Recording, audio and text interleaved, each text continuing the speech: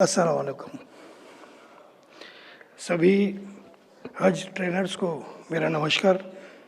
मैं डॉक्टर किशोर घोषाले, एमबीबीएस और एमएस हूँ। केईएम हॉस्पिटल में एनाटॉमी डिपार्टमेंट का प्रोफेसर और हेड ऑफ द डिपार्टमेंट हूँ। बम्बई में मैं पाँचों कॉलेज में काम किया है मैंने, यानी कि JJ hospital, KEM hospital, Sion hospital, Nair hospital और कूपर हॉस्पिटल। ये चारों हॉस्पिटल में मैंने एनाटॉमी डिपार्टमेंट संभाला है।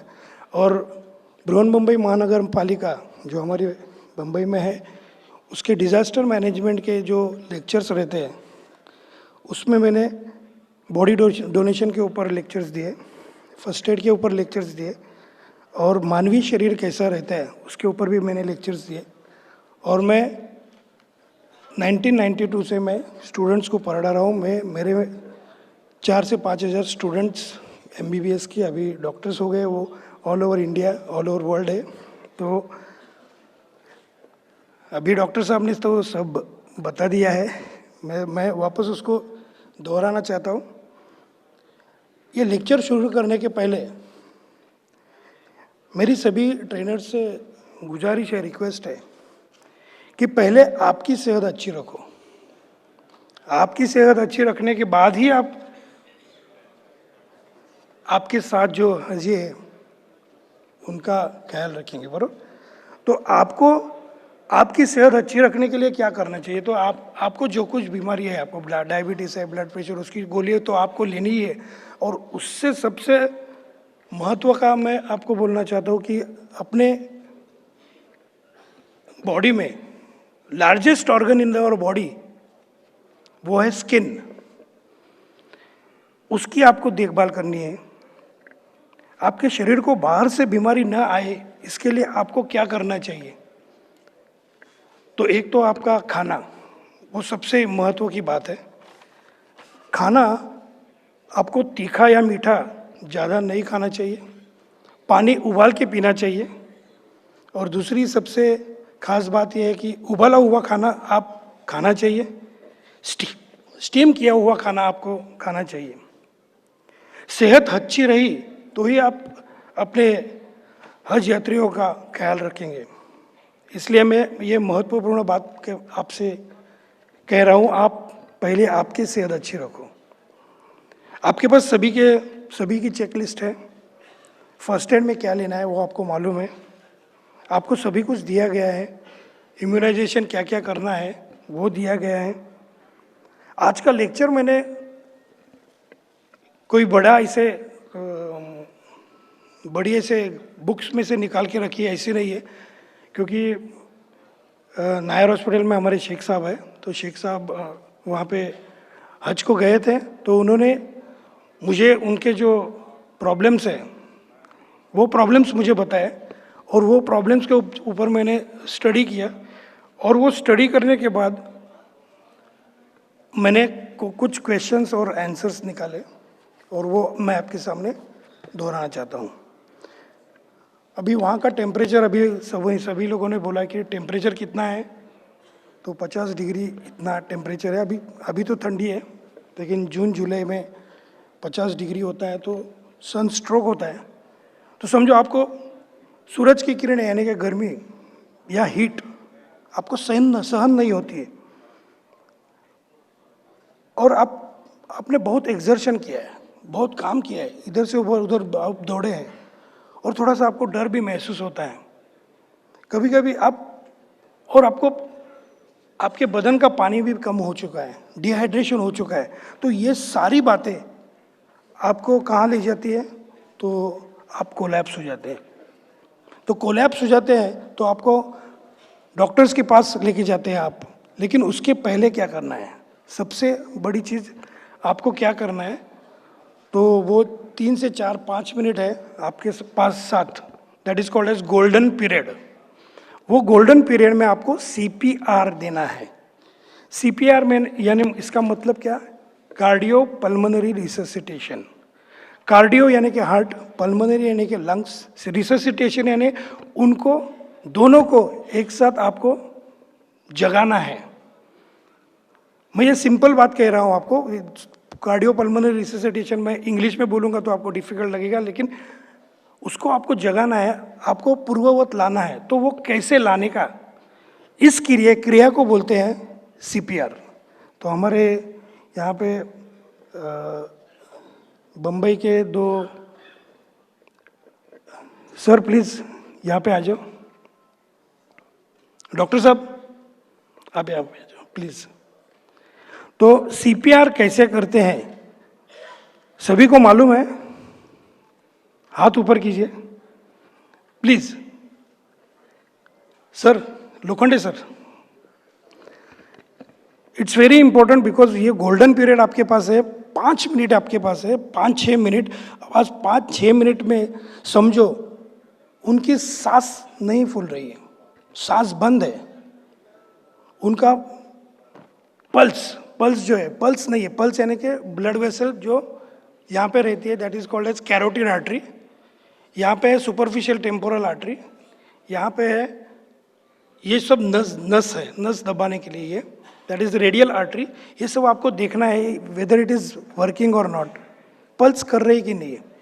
उसके बाद में आपको देखना है कि हार्ट चल रहा है कि नहीं। तो आपको ऐसा लगा कि छाती नहीं फूल रही है और हार्ट नहीं चल रहा है, तो आपको वो उसको सीपीआर देना है, देने के कार्डियोपल्मोनरी रिससिटेशन। तो वो कैसे देना है, आप पहले ये जांच कीजिए उनका हार्ट और लंग्स काम नहीं कर रहे, तो उसको पहले पेशेंट को लेटाइए। सर उठे गए थे, कोई वॉलंटियर आएगा प्लीज, कोई भी आ जाओ सब, इनके लिए ताली बजाइए।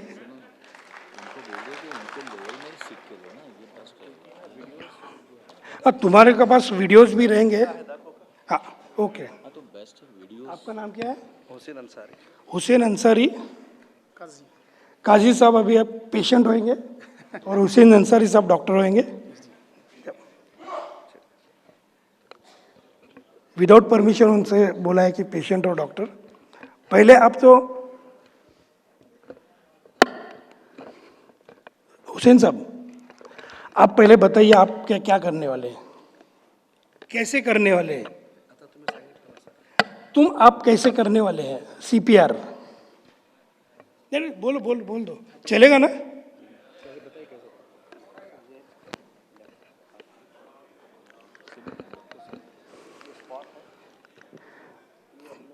पहले आपको क्या करना है कि पेशेंट के राइट या लेफ्ट साइड में जाके आपको खड़ा रहना है।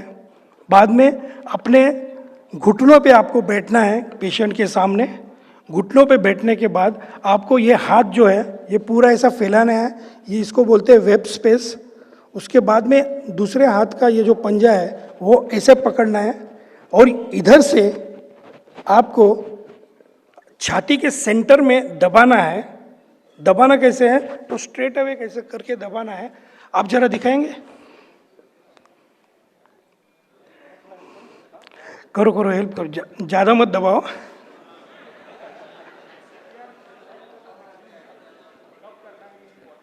जरा माइक मिलेगा बेटा,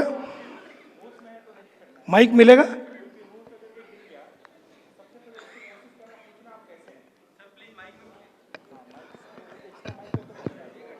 तो पहले उसे पूछिए आपका नाम वगैरह, वो कुछ बताएगा नहीं क्योंकि उसका हार्ट और लंग्स नहीं चल रहा है। तो बाद में आपको हाथ की पोजीशन लेनी है, आपको बैठना है। बैठने के बाद आपको प्रेस करना है।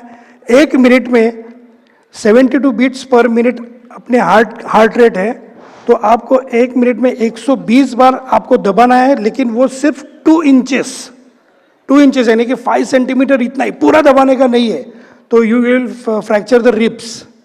तो आपको वो भी देखना है कि कैसे करते हैं।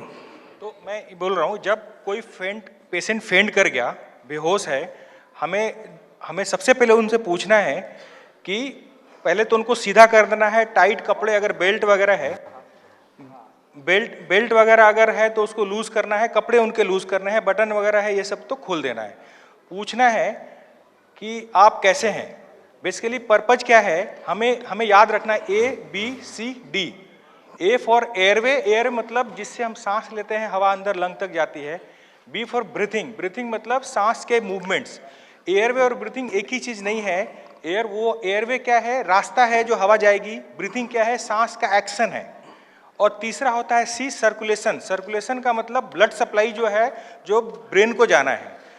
और दूसरा होता है डी, डी फॉर डिसेबिलिटी, वो हम बाद में बात करेंगे, एबीसी के भी बात करते हैं। तो सबसे पहले एयरवे पेटेंट है कि नहीं है वो जानने के लिए हम पूछेंगे नाम। अगर वो होश में नहीं है, अगर उनको वो नाम बता रहे हैं मतलब एयरवे ठीक है, क्योंकि हवा यहाँ से आएगी तब भी आवाज आएगा, लेकिन नहीं बता रहे हैं तो एयरवे ठीक नहीं है। तो उसके लिए सबसे पहले क्या करना है, उनका इसका पहले वो फेस को सीधा करना है। एक्चुअली ये एक बड़ा ये जो सीपीआर है ना, ये ऐसे शॉर्ट कोर्स तो बड़ा मुश्किल है बताना, और मेरे ख्याल में इसका एक स्ट्रक्चर्ड सेपरेट लेक्चर होना चाहिए, क्योंकि कोई ऐसी बात ना बताएं जो आपको कम समझ में आए और सिक पेशेंट को और आप गलत तरीके से करके उनको वो कर दें। तो बेसिकली मेरा ये छोटा छोटा बात बताता हूँ। सबसे पहला क्या है कि एयरवे देखना है कि उनका एयरवे ठीक है कि नहीं, मुंह में कोई इंजरी हो गया है अगर, या फिर यहाँ पे अगर चेस्ट ऐसे है तो उसको कोशिश करना, बट इसके एट द सेम टाइम उनके अगर स्पाइन में कोई इंजरी है तो सबसे पहले कॉलर लगा देना है। उसके बाद ब्रीदिंग देखना है। रुकिए अभी मत दबे रहे हो, सीधा आदमी का नहीं बता रहा हूँ सर, मैं उसके आ जाऊंगा। तो एयरवे क्लियर है कि नहीं है, सांस जा सकता है कि नहीं जा सकता है। दूसरा है ब्रीदिंग, चेस्ट मूवमेंट हो रहा है कि नहीं हो रहा है। तीसरा है सर्कुलेशन। तो उसके पहले क्या है कि सर्कुलेशन देखने का बेस्ट तरीका है पल्स। अगर पल्स आ रहा है मतलब सर्कुलेशन है, पल्स नहीं आ रहा, पेशेंट अनकॉन्शियस है तो सर्कुलेशन नहीं है। तब हमें चेस्ट कंप्रेशन करना है। चेस्ट कंप्रेशन करने का जो तरीका है वो सर वो ये है कि इसको ऐसे पकड़ना, हाथ सीधा एकदम रहेगा, ऐसे हाथ ऐसे नहीं होगा, कभी ताकत नहीं जाएगा, हाथ ऐसे सीधा होगा और सेंटर ऑफ द चेस्ट। सबको दिमाग में रहता है हार्ट तो बाएं तरफ होता है, बाएं तरफ हाथ रखा और कंप्रेस करने लगा, वो नहीं करना है, सेंटर ऑफ द चेस्ट पे करना है। और idea is to move the heart, the chest wall up to at least 2 centimetre down. कई बार रिब फ्रैक्चर भी हो सकता है, लेकिन जान बचाने के लिए रिब फ्रैक्चर अलाउड है। ये करना है। ये कितने बार करना है पर मिनट? 120 बार करना है। और ये सेंटर में जो बोन है इसको बोलते हैं स्टर्नम।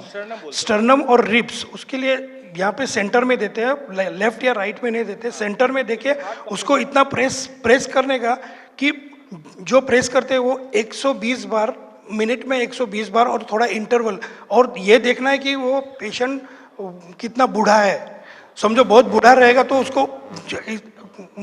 उसका क्या होगा मालूम नहीं, लेकिन आपको उसके हिसाब से आपको उनको प्रेस करना है। प्रेस कीजिए सर।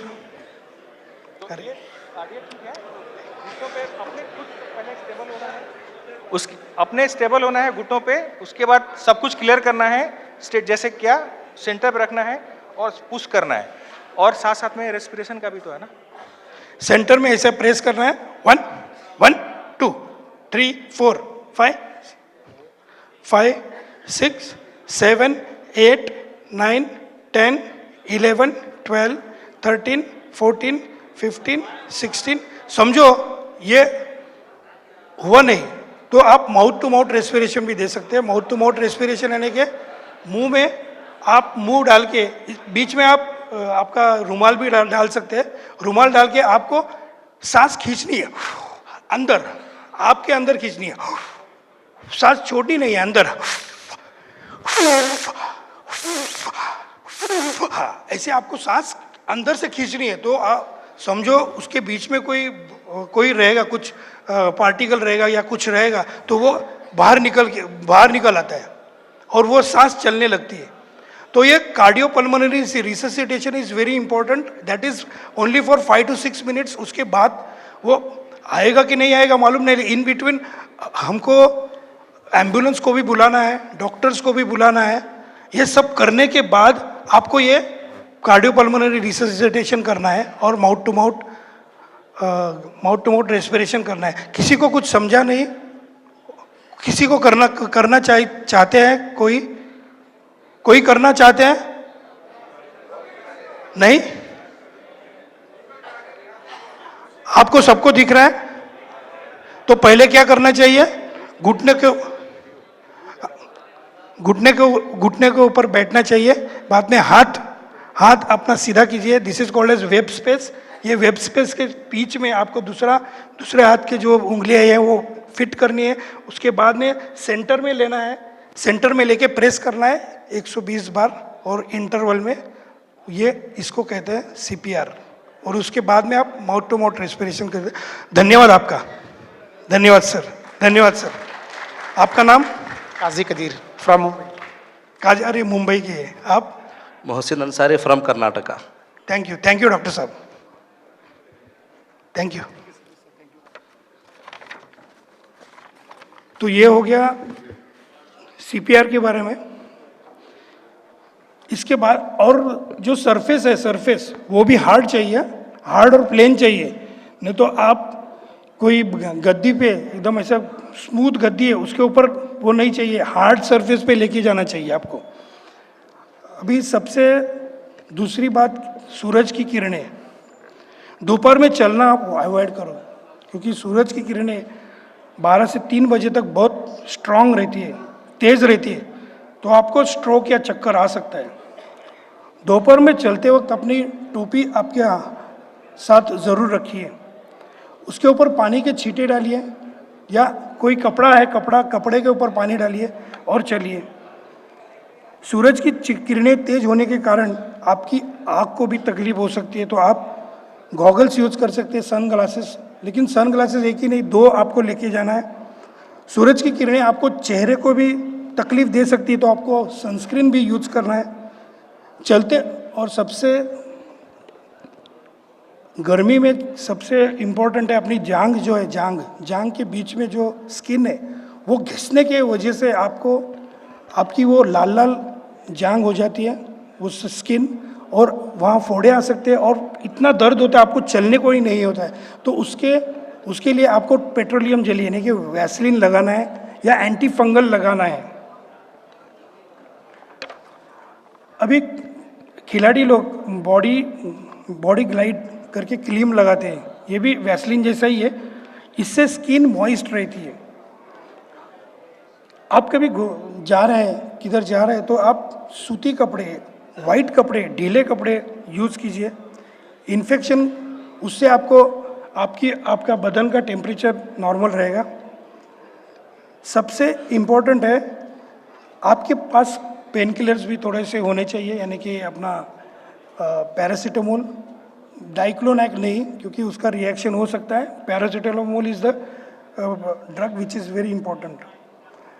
सूरज की किरणों की वजह से स्किन लाल होना, फोड़े आना, कभी कभी पार्ट फूक जाता है और वहाँ पे इन्फेक्शन हो जाता है। इन्फेक्शन के लिए सॉफ्रोमाइसिन जो ऑइंटमेंट है वो सबसे बेस्ट है।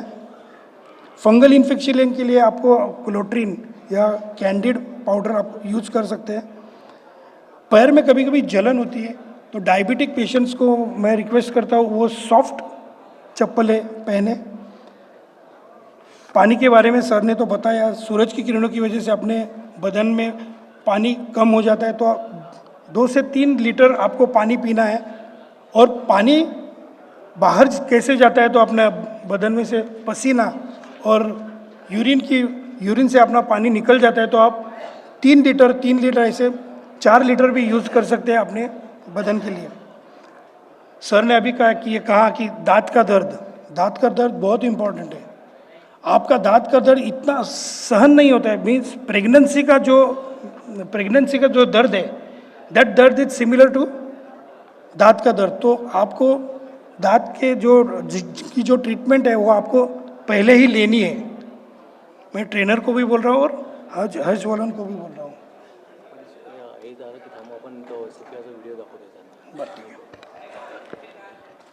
आपके पास चश्मा रहेगा तो एक्स्ट्रा चश्मा लो, क्योंकि सर ने अभी बताया चश्मा आपको कभी टूट गया तो आपको एक्स्ट्रा भी लेना है।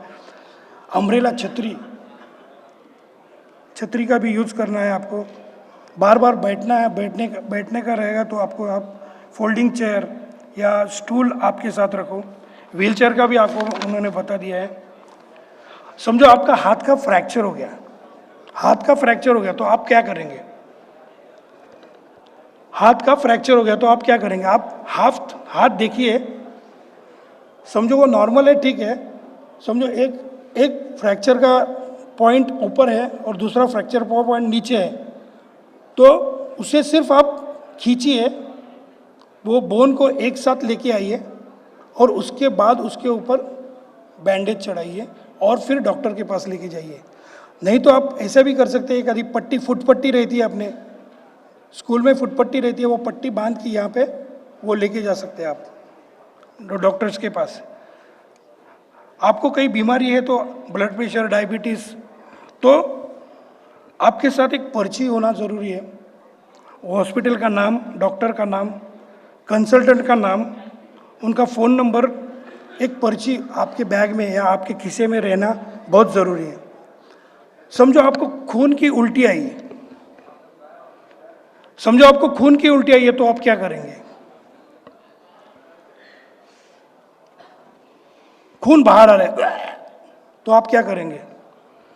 अरे कुछ नहीं कर सकता है, चलो डॉक्टर के पास, तब तक उसको खून बहता रहेगा। सबसे इम्पोर्टेंट है, अपने ब्लड में क्लॉटिंग फैक्टर रहता है। क्लॉटिंग फैक्टर एक फैक्टर रहता है, तो सबसे इम्पोर्टेंट है ब्लड को क्लॉट करना है। तो आपको खून बाहर आ रहा है, उल्टी में से खून बाहर आ रहा है, यानी कि वो इसोफेगस, गैस्ट्रोइंटेस्टिनल ट्रैक्ट से बाहर आ रहा है, तो आपको जो ब्लीडिंग जहाँ से हो रहा है वो बंद करना है। तो आपको क्या करना है, सीधा ठंडा पानी उनको पिलाना है, या बर्फ़ जो है, बर्फ़ उसको तोड़ के पानी में डाल के उसको पिलाना है। बर्फ़ का जो टेम्परेचर रहता है वो 0 रहता है, टेम्परेचर कम रहता है तो उसकी वजह से अंदर की जो ब्लड वेसल्स है वो गुठली बन जाती है, ब्लॉक हो जाती है, और वो ब्लड क्लॉट हो जाता है। उसकी वजह से ये प्राइमरी ट्रीटमेंट है, बाद में इसको आप डॉक्टर के पास उनको लेके जाइए। फ्लाइट एंड क्लॉट लेग्स बहुत इंपॉर्टेंट है, क्योंकि आपका 6 घंटा 7 घंटा आपको फ्लाइट के साथ जाना पड़ता है। तो आपको क्या करना है कि आपका इकोनॉमी क्लास सीट रहती है तो वो बहुत छोटी रहती है, कोई लंबे रहते हैं, तो उसकी वजह से आपके जो पोटरी रहती है, पोटरी पैर के, उसमें क्लॉट जमा हो जाते हैं, that is called as deep vein thrombosis. तो वो न होने के लिए आपका जो पैर है, पैर का पिछला भाग, वो पिछला भाग नीचे रखिए, और जो आपकी उंगलियां हैं वो उंगलियों के सिर्फ ऐसा कीजिए करके उसको हिलाइए। That is the exercise for not having deep vein thrombosis. आपको ये जो गुठली बनती है वो न होने के लिए आप ये एक्सरसाइज करना चाहिए।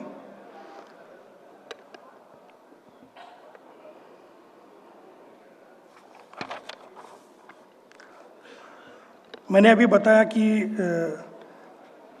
आप बहुत खुश होते हैं कि मुझे जाना है, चलो नया सब लेते हैं, नई चप्पल लेके जाते हैं। कभी कभी नई चप्पल लेते हैं तो नई चप्पल लेने के बाद आपको अच्छा लगता है, चलो, लेकिन बाद में वो नई चप्पल के साथ अपना रैपो नहीं रहता है, तो वो नई चप्पल की वजह से आपके पैर में कभी कभी छाले पड़ जाते हैं, कभी कभी वो इन्फेक्शन हो जाता है, कभी कभी फोड़े आ जाती है।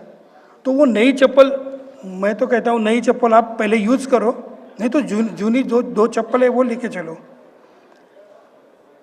चप्पल न डालते बाहर मत घूमो, अभी सर ने बताया, क्योंकि रेत, मिट्टी, इससे आपको कोई इन्फेक्शन हो सकता है।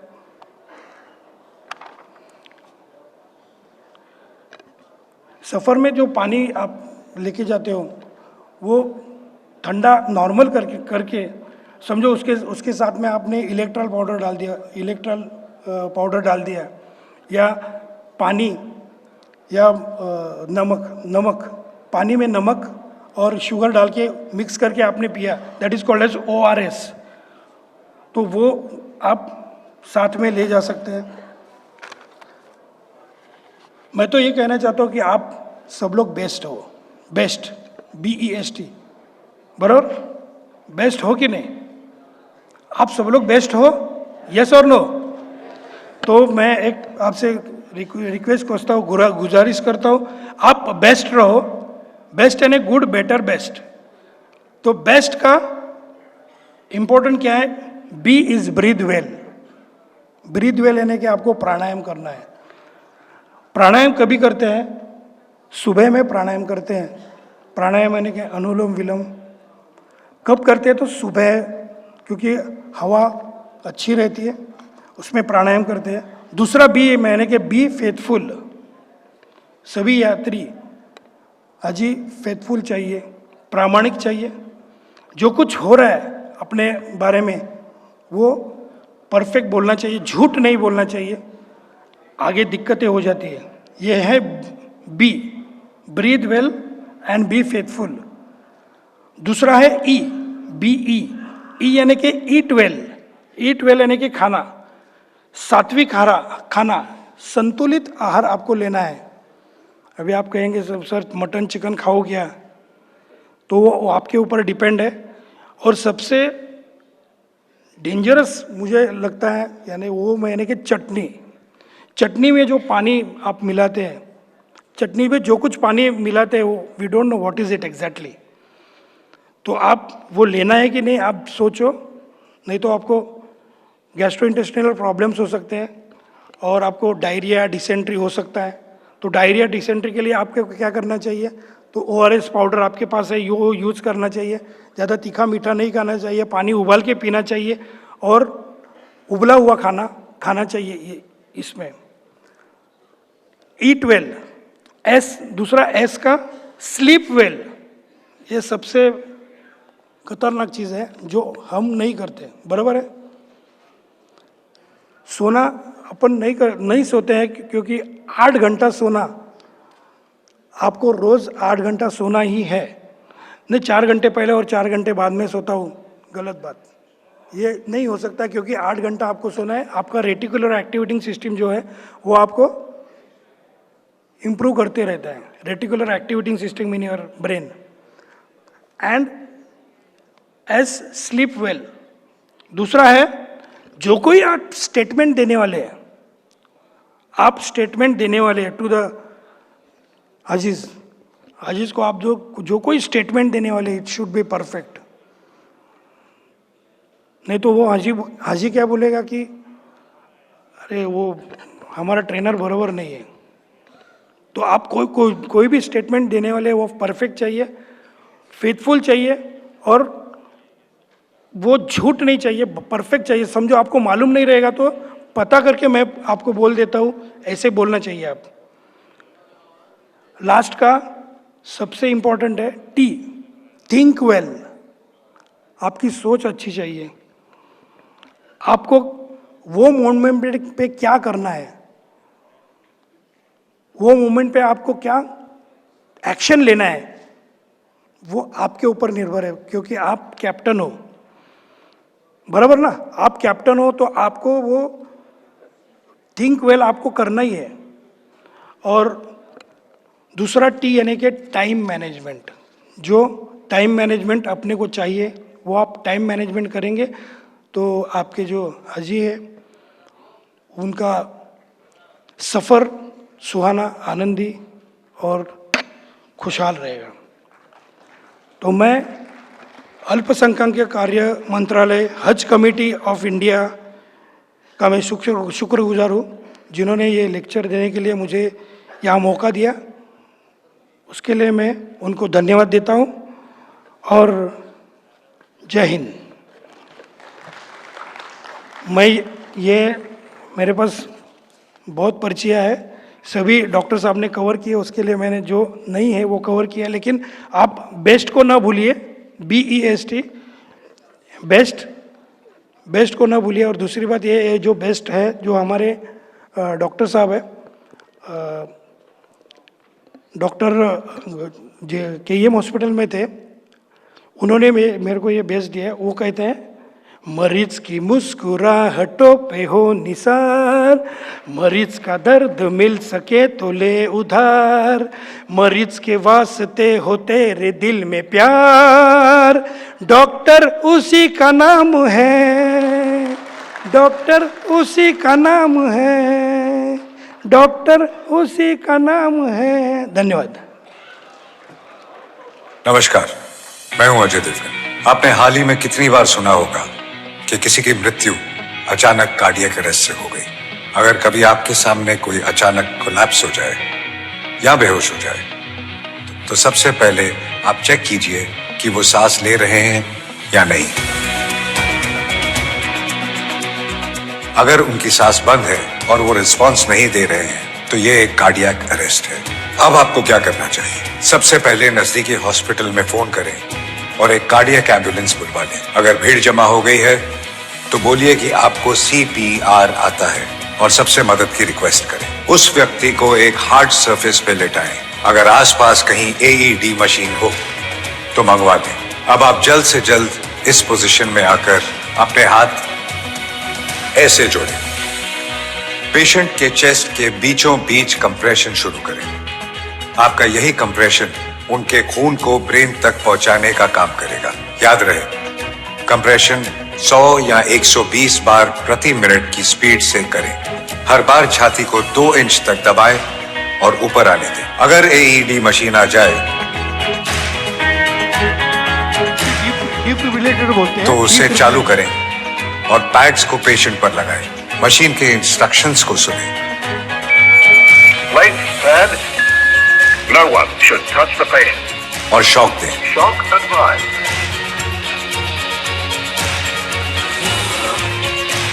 ये मशीन गलत शॉक नहीं दे सकती। आप चिंता ना करें, पेशेंट को नुकसान नहीं होगा। एम्बुलेंस के आने तक CPR चालू रखें। अगर पेशेंट को होश आ जाए तो CPR देना रोक दें। हमारे देश में रोज कितनी जानें कार्डियक अरेस्ट से जा रही हैं। CPR से अगर इनमें से कुछ जानें भी बच जाए तो और क्या चाहिए? इससे बड़ा पुण्य क्या हो सकता है? नमस्कार। धन्यवाद। मैं सर का भी शुक्रगुजार हूँ, उन्होंने ये वीडियो दिया था। अभी ये वीडियो आपको मिलेगा तो आप वायरल कीजिए। और ये जो मैंने लास्ट का गाना गाया था वो हमारे डॉक्टर कोठारी सर, जो हमारे हेड ऑफ द डिपार्टमेंट थे, उन्होंने मुझे ये दिया।